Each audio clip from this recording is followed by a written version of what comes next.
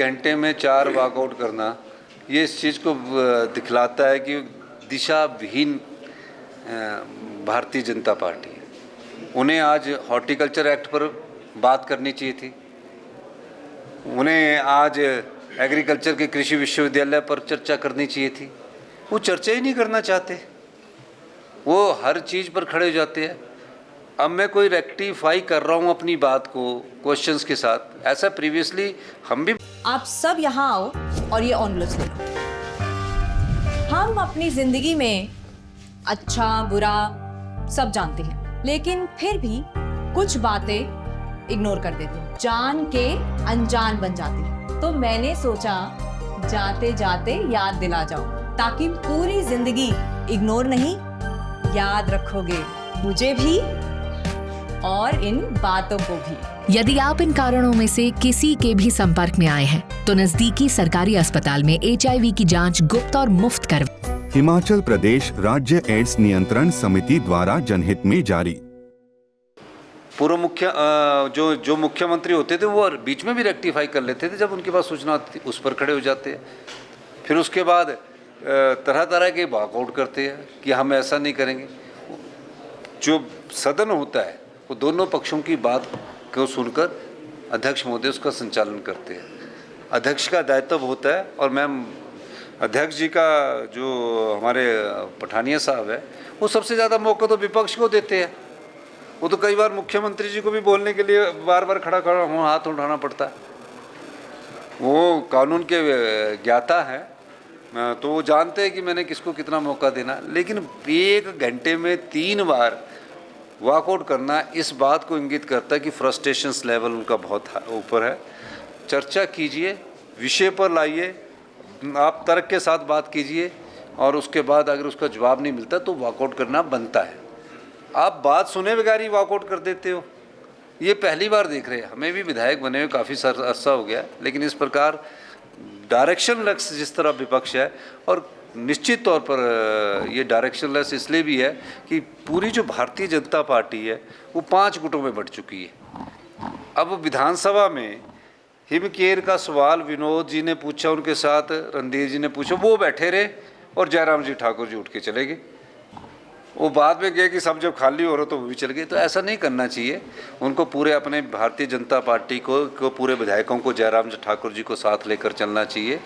और ठीक है कि गुट होते हैं, लोकतंत्र में गुट होने चाहिए, इसमें कोई दो राय नहीं। लेकिन इस प्रकार भयंकर गुटबाजी देखकर ऐसा लगता है कि भारतीय जनता पार्टी दिशा विहीन हो गई है।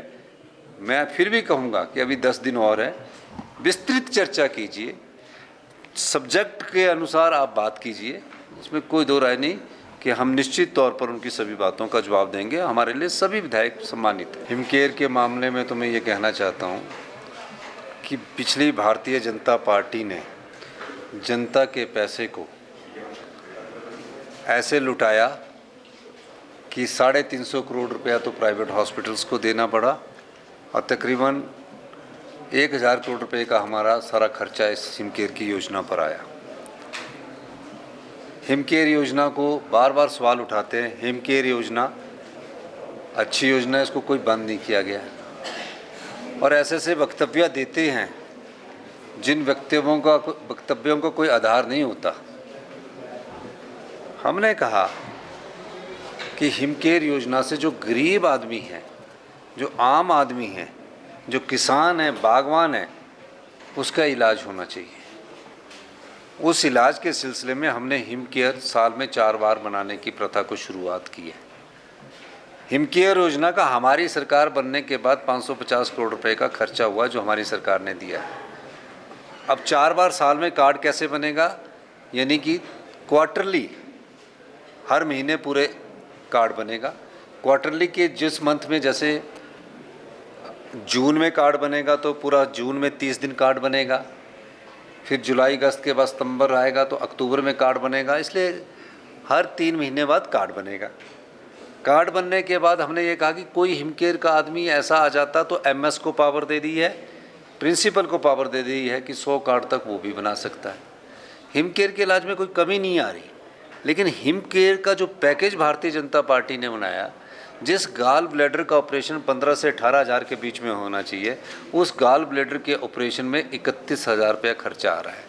और जिस प्रकार नए नए लोग MBBS करके आए, उन्होंने अपने प्राइवेट हॉस्पिटल खोल लिए और हिमकेयर में एम्पैनलमेंट करवा दी, उन्हीं के बिल 1 करोड़ के हो गए हैं। प्राइवेट हॉस्पिटल करने थे तो अच्छे हॉस्पिटल करने चाहिए थे, जो रिनाउंड डॉक्टर्स हैं उनके हॉस्पिटल को एम्पैनलमेंट करना चाहिए था। वो एम्पैनलमेंट नहीं किया बीजेपी की सरकार ने, प्राइवेट हॉस्पिटल को एम्पैनलमेंट किया। अब जो हिमकेयर कार्ड लेके प्राइवेट हॉस्पिटल में जाता था, उसके बाद वो अगले हॉस्पिटल में रेफ़र हो जाता था, उसकी बीमारी का तो इलाज ढंग से होता नहीं था। तो इसलिए हमने कहा कि प्राइवेट हॉस्पिटल में सिर्फ डायलिसिस होंगे, जिनके पास डायलिसिस की मशीन्स होगी। हिमकेयर कार्ड का इलाज सरकारी हॉस्पिटल में होगा। सरकारी हॉस्पिटल में जो पेमेंट है वो हमने की है और कुछ पेमेंट अभी उनकी बची है, जिसको आने वाले समय में हम उसको पूरा करेंगे।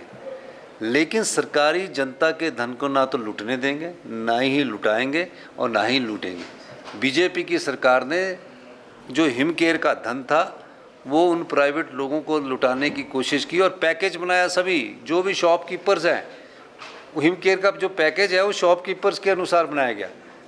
मैं किसी शॉपकीपर की बात नहीं करना चाहता। और कितने बिल बन रहे हैं, 1,000 करोड़ रुपया, क्या इलाज के लिए खर्च भी हुआ कि नहीं हुआ?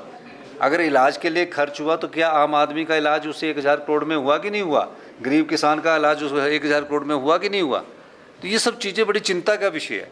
हम उसकी गहराई से जानकारी प्राप्त कर रहे हैं और हर एक हिमकेयर के जो मरीज है उसकी हम मैपिंग कर रहे हैं कि क्या हिमकेयर से इलाज हुआ कि कहीं और इलाज के नाम पर कुछ और बात तो नहीं हुई है। इंक्वायरी होगी सर? इंक्वायरी डिपार्टमेंटल चली हुई है।